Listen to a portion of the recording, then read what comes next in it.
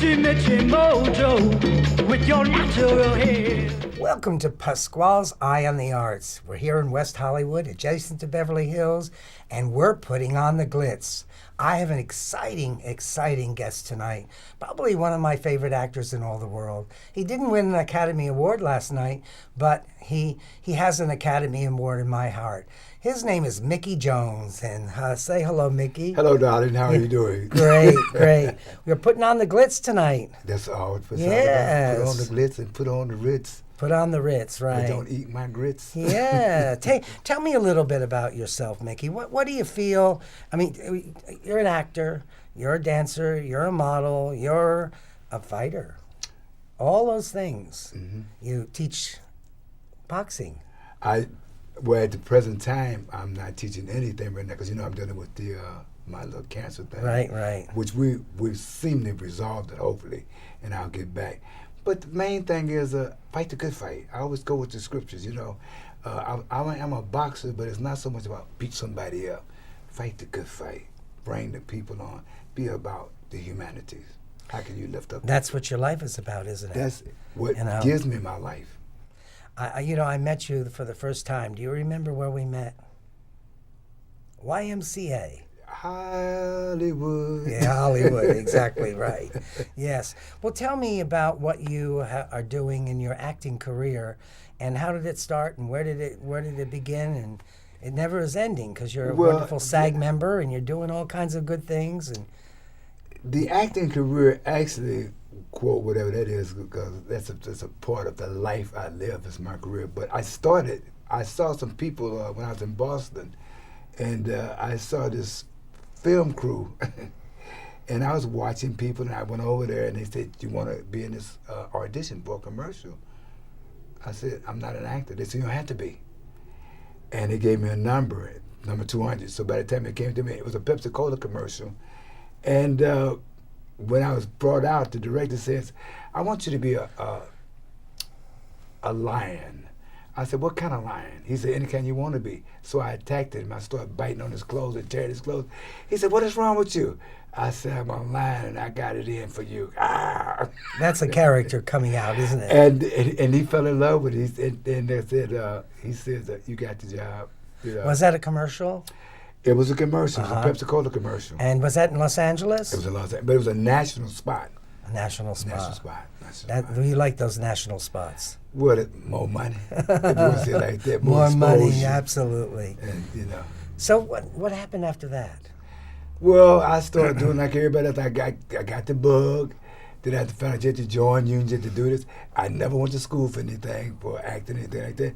And I just kept stumbling along wherever it led me. Life, I'd meet somebody, and somebody said, "Excuse me, I'd like you to be in my play." I said, "Doing what?" "Just how you do. It's going to be a character, but bring you." Bring you. To the, it's the character, but bring you. So you're telling me you didn't have any acting training? No, still don't.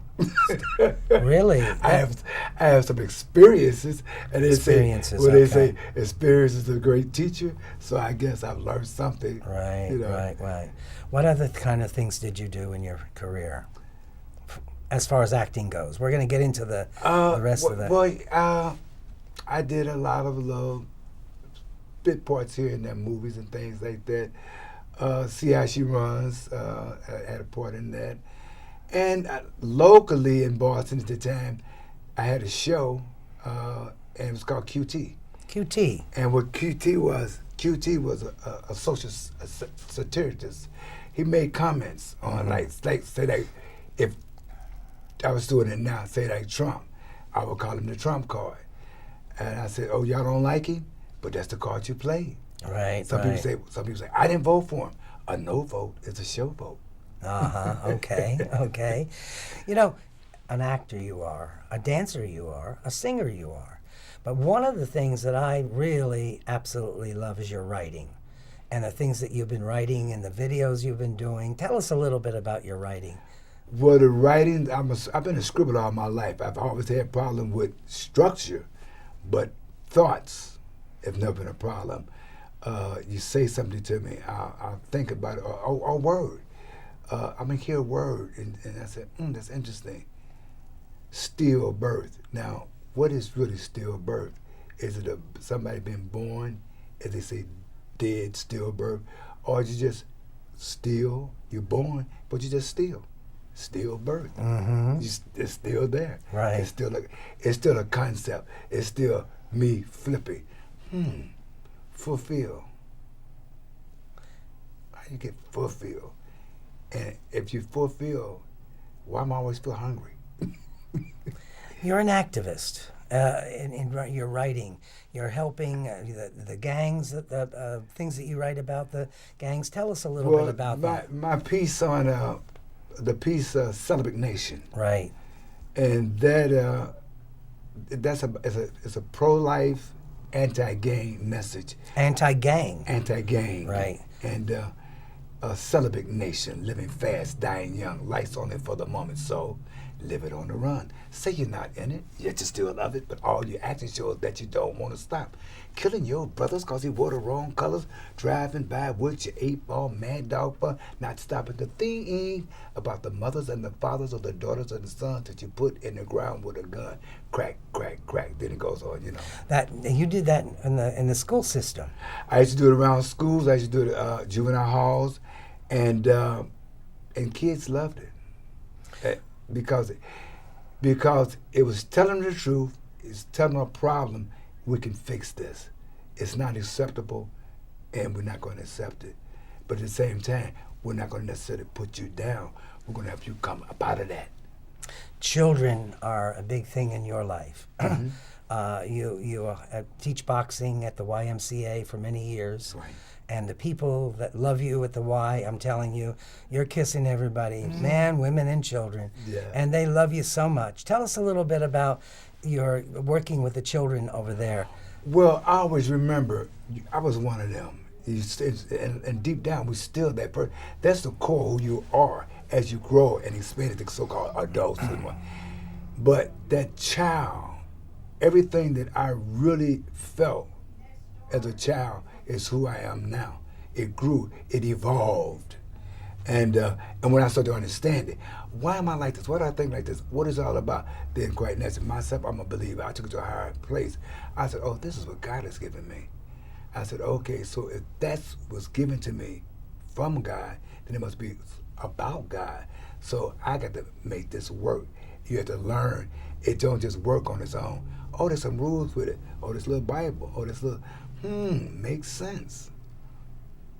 Well, you know, everything you do to me makes sense because I've seen the results of all the things that you're doing with those children, and they watch you and you watch them, and you do a lot of helping with the parents too, don't you? That's the hardest part sometimes because when you become a so-called parent, first of all, that's my child, so now you got ownership, possession, and I always used to tell parents, that's your responsibility, and how you're going to help this person be a better person with us, because eventually they're going to have to leave you. That don't mean they cut you loose, but they grow away from it. They got to get married. How are you going to have them be a good husband, a good wife, a good neighbor? Right. I say, and then you listen, I say, isn't that back to scriptures again? I said, because everybody's your neighbor. What is a neighbor? And I looked the word up one time. I said, why would the Bible say, love your neighbor? Who is your neighbor?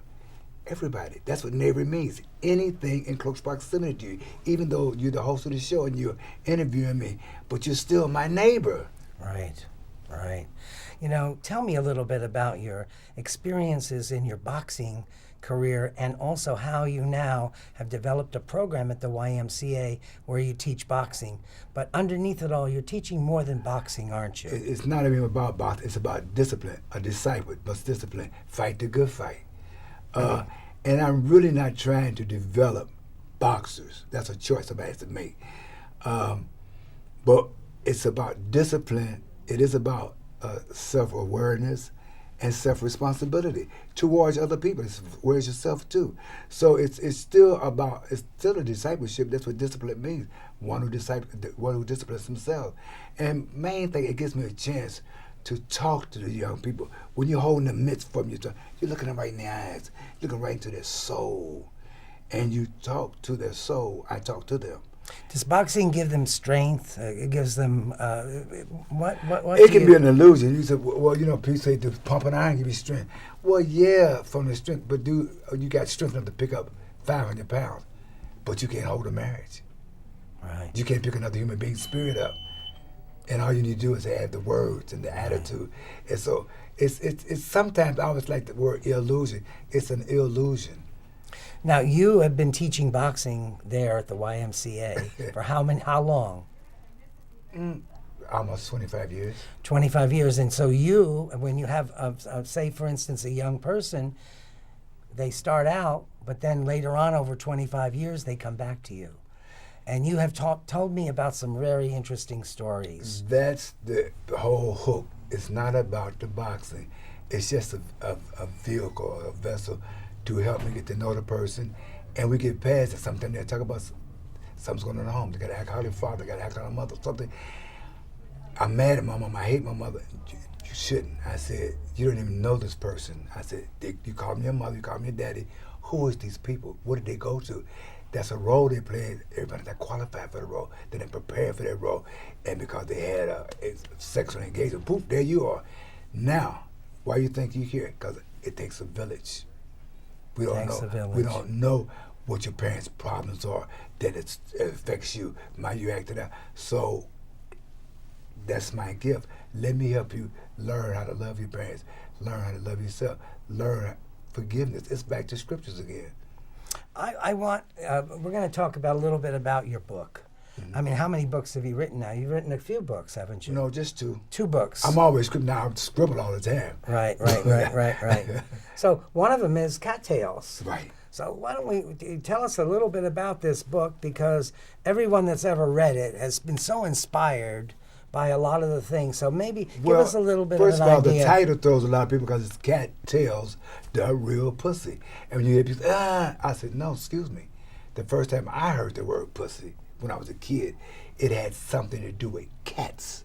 Here, pussycat, Puss in the Boots. It was not a derogatory name for women.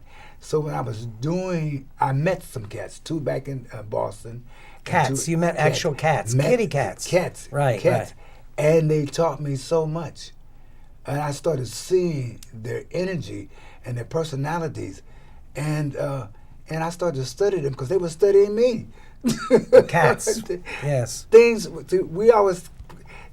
study us too, Right. And so as I started to tell this, I used to tell the stories. And some people kept saying, you should write that. Those sorts of, you should write that. And I hadn't really thought about being this writer. And quite next, I started scribbling out stuff, and I got it printed up. Now I get published. No. I submitted to a few publishing people, rejection. We like it, but we don't want it. Da. So I self-published. And so because it was like it's supposed to be done. It's come this far. I'm not gonna turn it loose. I'm still pushing it. But these cats, I'm saying, these cats taught me so much because they also, and even about what I even say about them. Cattails, the real pussy, a journey that seems by chance. But I've come to realize there's nothing by chance. Us sitting here, not by accident. Cattails, the real pussy, symbolizes to me that the spirit of a supreme being exists in all things living and can be shared with light parallels in one accord or relative adventures that transpires. And so it goes on, and it just shows, it reveals all these cat behaviors, and they're a lot like us. I said, I know people that act just like this cat. We have so many cat lovers out there, that's for sure. And then, and I know a lot of them, when they've read the book, they really appreciate. And plus, I'm a life, cats. I'm not pro cats. It's just that these cats gave me so much that they became a vehicle to express that there is a God that's real. Oh, I said, you know what? There's people that can deal with porpoises and ants and all kind of stuff because that's our gift. We can relate to anybody and anything if we really want to, and we're supposed to. It was divine. It's divine design. We're supposed to be able to communicate with anything. Well, it's very exciting to hear the story that you actually studied these cats and then wrote a book about them. And they taught me, all I do is remember how they acted, what they did, you know, and how they showed me little stuff, and how they would look at me. And I said, one of my, of the four cats, if I had to have a favorite, which I don't have a favorite, but the one that taught me the most was a cool cat. It was a female cat, and it was the cool cat. Is this the piece that you did at the at Cantor Esther Leon's party that time we came? I would really wish you do that for our audience. It's incredible. Right. It's called the cool cat. That's what I call this cat. The cool cat. That's what I call this very sophisticated, self-assured lady. Very cool was this cat. Yeah, a cool cat was a lady, a classy, sassy, confident, midnight black beauty. Her hair was silky smooth, shiny, and so black.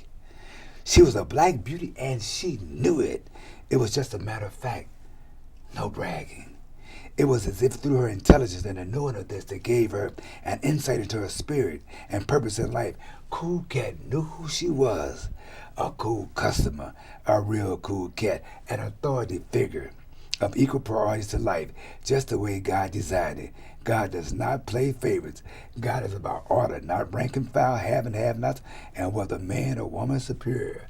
Cool Cat knew better. Oh, that's beautiful. That's beautiful. You know, at the end of our show, we're going to be showing some of the videos that he's been doing, music videos, right? Yeah. Mm-hmm. Yeah, and tell us about that. Well, Syllabic Nation, that's Syllabic Nation. Sell, like you sell something. Syllabic Nation. Okay. Not celibates like celibate. Right. Sell a bit. S-E-L-L. S-A-L-E. Oh, sale. Sell a bit. Oh, sell a bit. Okay. Sell a bit. Okay. Syllabic Nation, living fast, dying young, life's only for the moment, so live it on the run. Say you're not in it, yet you're still of it, because all your actions show that you don't want to stop. Killing your brothers because they wore the wrong colors, driving by with your 8-ball mad dog, but not stopping to think about the mothers and the fathers or the daughters and the son that you put in the ground with a gun. Crack, crack, crack. That's why I'm saving the children and making a stand. That's why I'm leading the people to the promised land. That's why I'm uplifting the country and making it grand. It's a Syllabic Nation. It's a Syllabic Nation. Crack, crack, crack. So it goes. Yeah. Tell me how you were inspired to write something like this. Watching people, watching the news, somebody come on, the kids are doing this, the kids are doing that. Well, and it would just come in my head, just like I said, hey doodle doodle, the cat and the fiddle. Came off the old nursery rhyme, hey doodle doodle, the cat and the fiddle. Did you do that one the for cow us? Jumped over the moon. Do it for the audience, you know. Right. Hey diddle diddle, the cool cat, got a fiddle. So he's just fiddle faddling around, begging for money, pennies, nickels, dimes, quarters, anything, spare change. The cool cat was so into himself and fiddle faddling off, he hadn't come to grips with the high inflationary problems. Bad. There was change, but none to spare. The cool cat, hey y'all, he didn't care.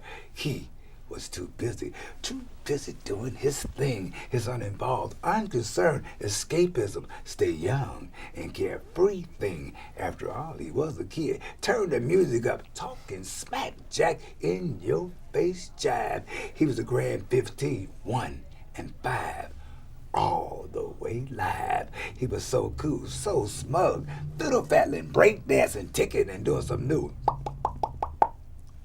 hallucinogenic drugs with a hey diddle diddle. The cool cat kept on with his drugs and his smoke and fiddle until one day he thought he saw a China dish swoon and do the freak out with a nasty, dirty, greasy gag me with a castor oil spoon. This, give or take, was about mid-afternoon.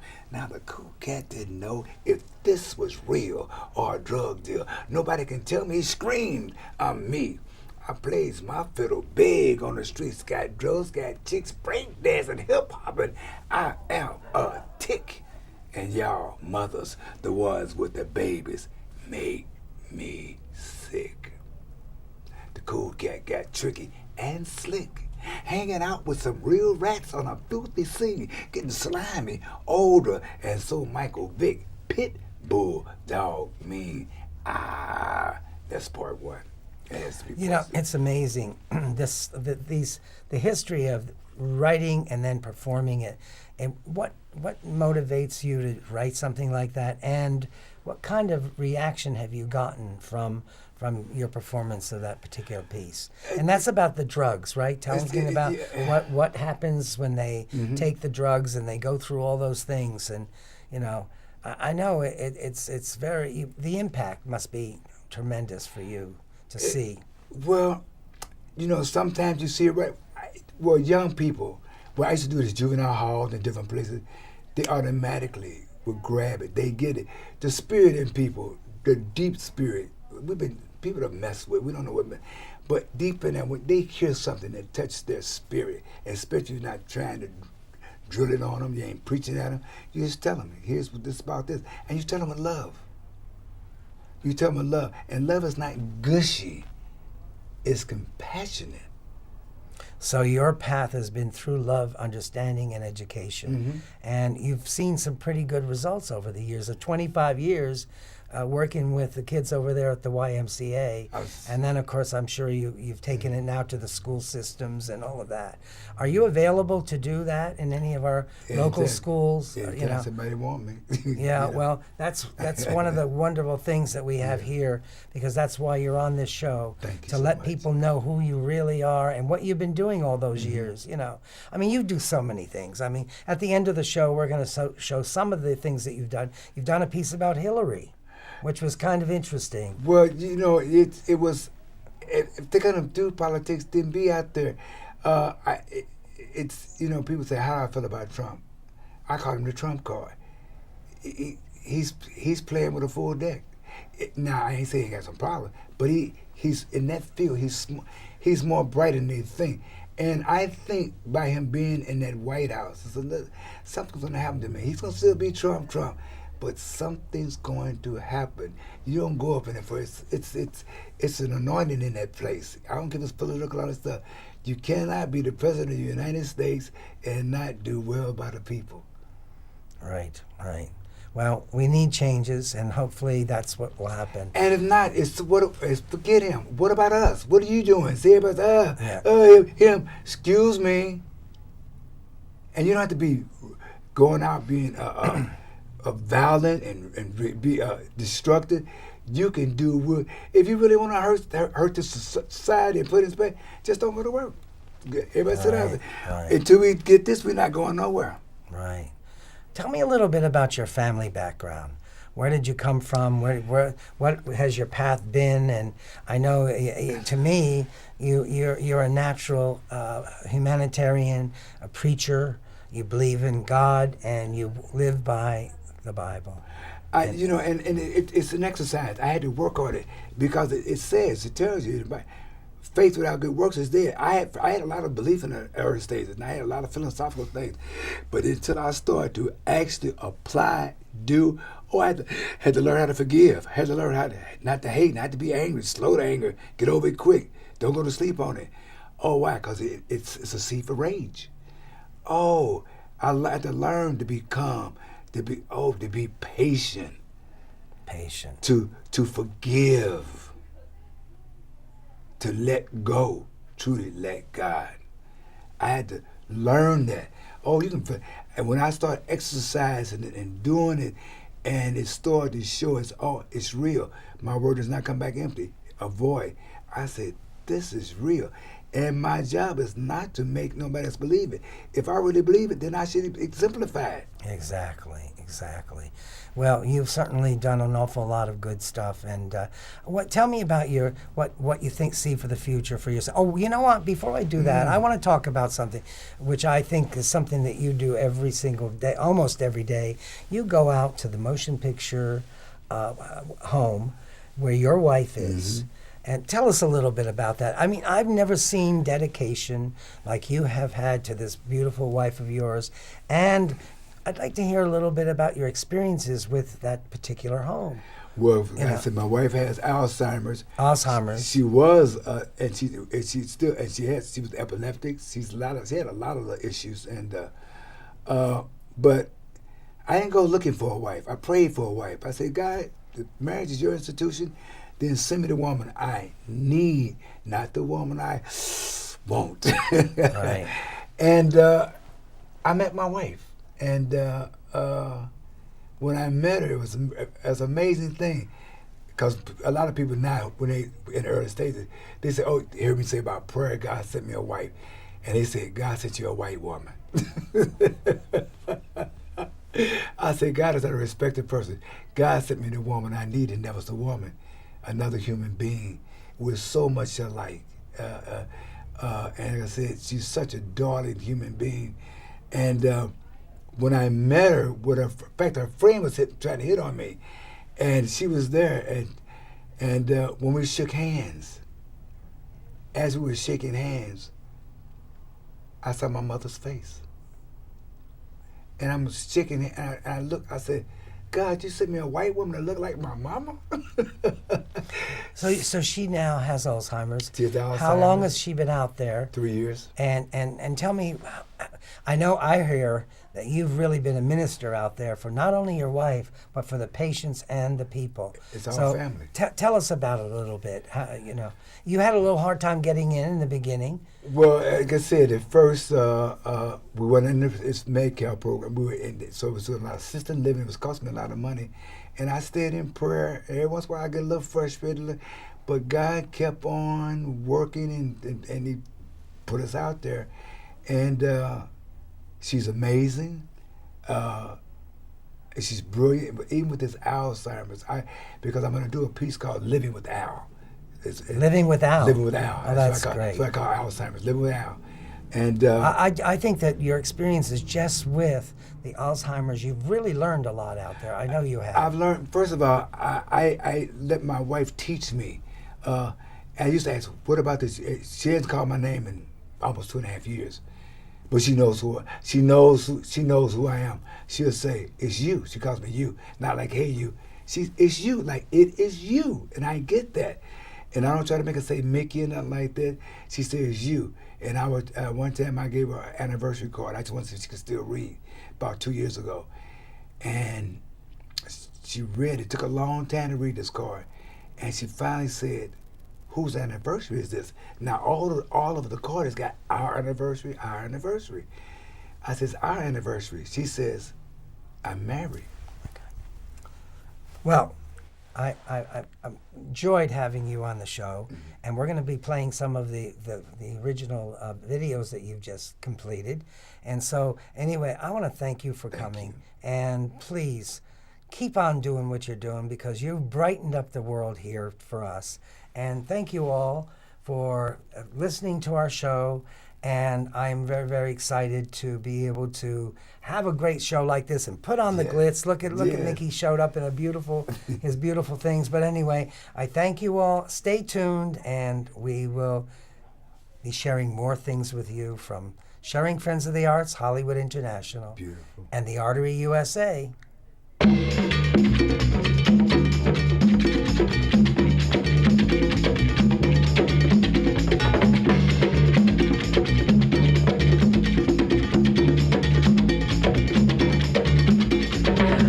Mitchy mojo with your natural hair.